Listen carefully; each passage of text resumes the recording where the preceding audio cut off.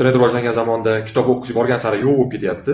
Ko'pchilik savol beradiki, kitob o'qimasdan, YouTube'dan o'sha audio knigalarni, audio kitoblarni eshitib borsam yoki YouTube'dan tayyor ma'lumotlarni olsam, buni nimasi yomon? Nima uchun kitob o'qishim kerak agar o'sha informatsiyani men internetdan ola bilsam? Video ko'rinishida yoki audio ko'rinishida degan savol berishadi. Bir tarafdan to'g'ri, lekin bitta tarafi borki, kitob o'qiganda nima uchun miya rivojlanadi? Videodan ko'ra. Sababi sizni miyangiz aynan o'sha ma'lumotni kitob orqali olganda qandaydir belgilardan, hierogliflardan, o'sha harflarni shunga o'xshasak bo'ladida. Oddiy bir belgilardan so'zlardan gaplardan esa obrazlarni paydo qiladi miyada va bu jarayon miyada ongimizda juda qisqa vaqtda davom etadi. Buning uchun miya ishlaydi. Ya'ni bu aktiv jarayon. Biz miyani boshqacha qilib aytganda ishlashga majbur qilamiz. Video ko'rinishida ma'lumot olsangiz, miya ishlamaydi. Ishlamagan miya, ish qilmagan miya hisoblanadi. Tasavvur qilyapsiz? Bu xuddaki o'ljani tutib, kiyikni tutib, uni maydalab yeb, suyagini go'shiga ajratib yeydigan pulbaqni oshqozoni bilan xuddaki tayyor kashani hazm qila oladigan chaqaloqning oshqozoni bilan o'xshatishingiz mumkin. Xuddaki, ya'ni sizni agar miyangiz xuddi yo'lbarsning oshqozonidek kuchli bo'lishini xohlasangiz, siz albatta kitob o'qishingiz kerak. Ma'lumotni